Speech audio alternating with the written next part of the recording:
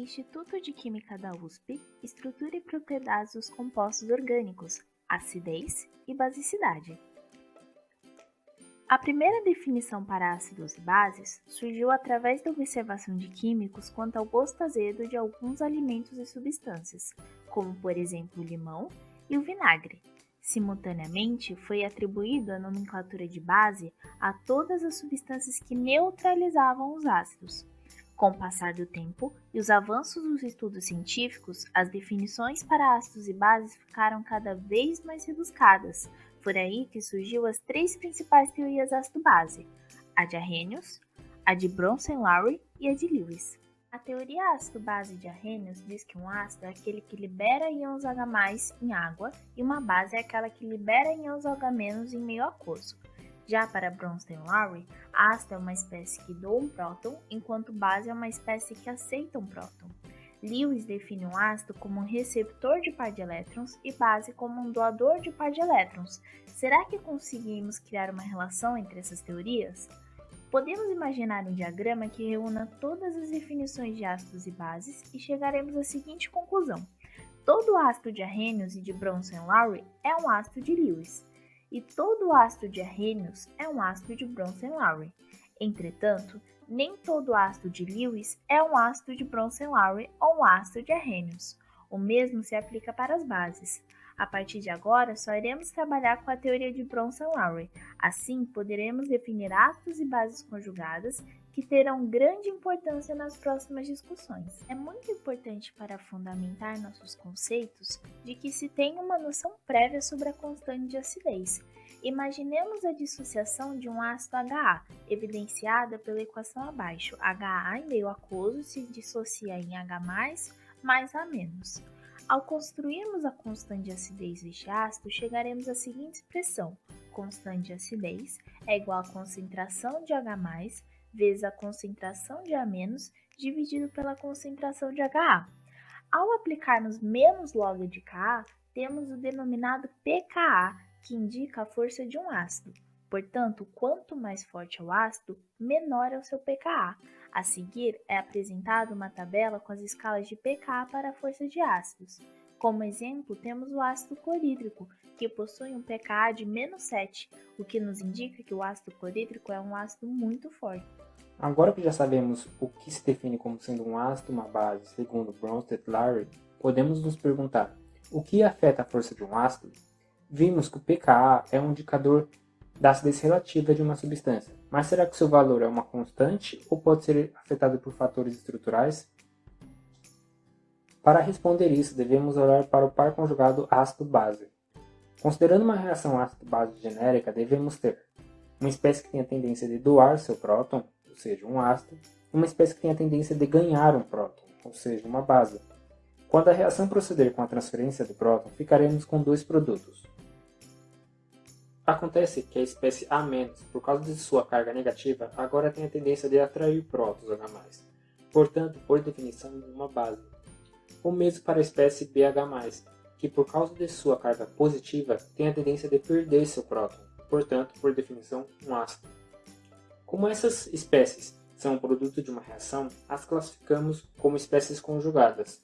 Portanto, podemos concluir que, em uma reação ácido-base, devido à transferência do próton, o ácido dá origem a uma base conjugada e a base dá origem a um ácido conjugado. Agora voltando para a força do ácido. Podemos afirmar que a força de um ácido ou uma base está relacionada com a estabilidade de seu par conjugado. Por exemplo, considere a seguinte reação de desprotonação. Para que o ácido AH seja forte, ou seja, tenha uma grande tendência de doar próton, sua base conjugada A- deverá ter grande estabilidade. Isso significa que deverá, de alguma forma, estabilizar a carga negativa que tem.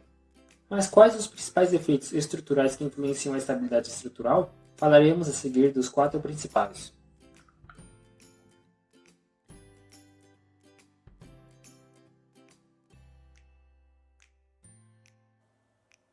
Primeiramente, considere as seguintes substâncias. Sabemos que o aumento da acidez é traduzido na diminuição do pKa. Então, qual desses compostos se espera um menor pKa? Para responder essa questão, lembre-se que, devido à desprotonação do ácido, temos a formação de uma espécie com carga negativa. Uma forma de estabilizá-la é com o aumento da eletronegatividade do átomo que comporta a carga. Assim teremos uma maior estabilização, pois o átomo puxa para mais perto de si os elétrons.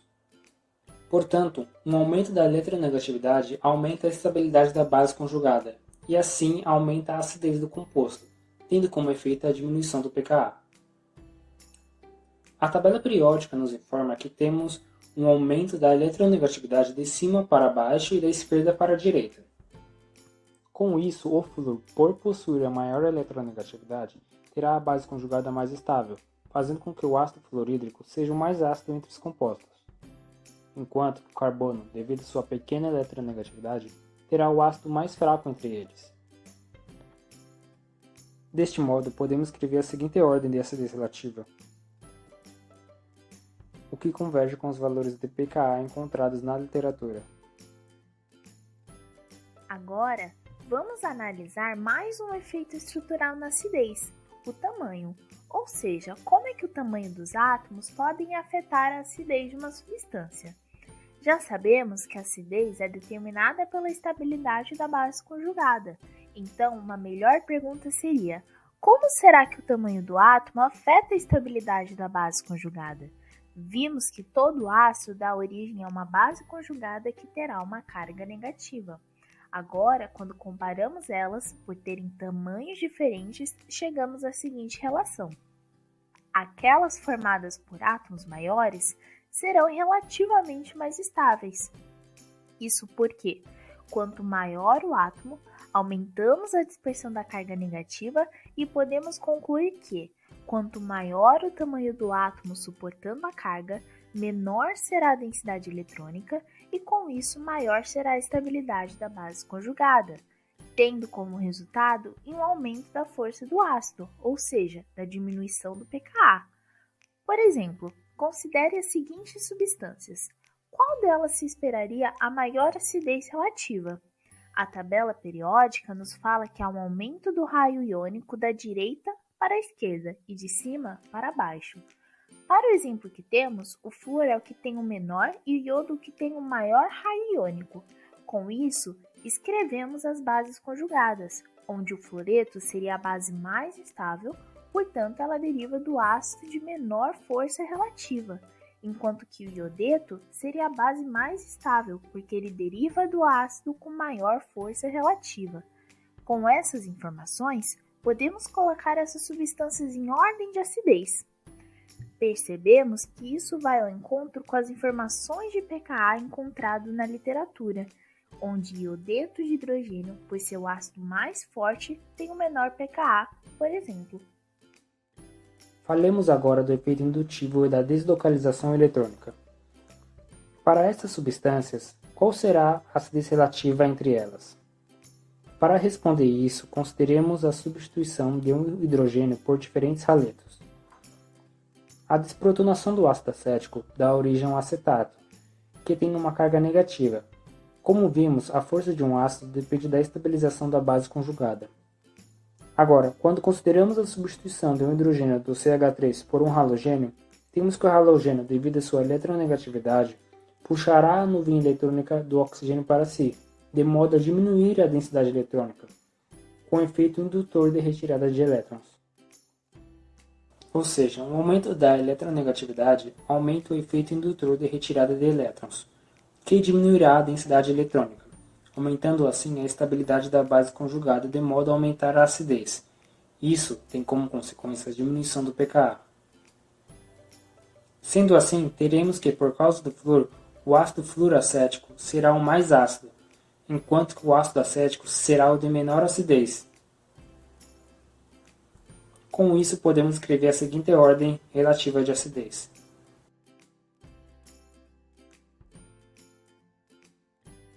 Falemos agora do efeito da deslocalização eletrônica na estabilidade da base conjugada. Consideremos primeiramente estas duas substâncias a seguir.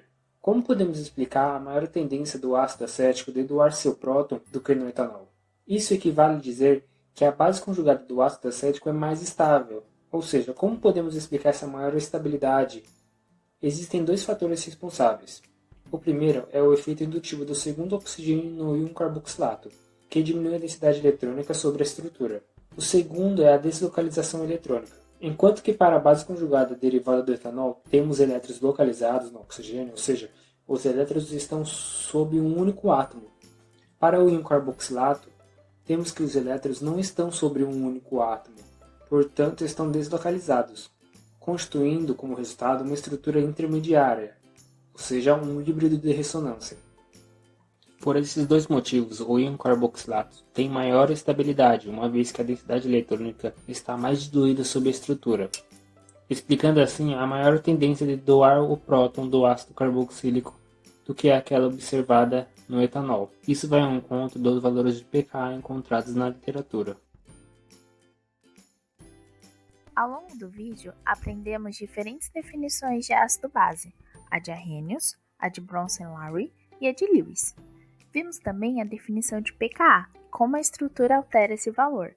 Cabe relembrar que os principais efeitos que consideramos para a mudança do valor de pKa são o tamanho do átomo, a eletronegatividade e também o efeito indutivo.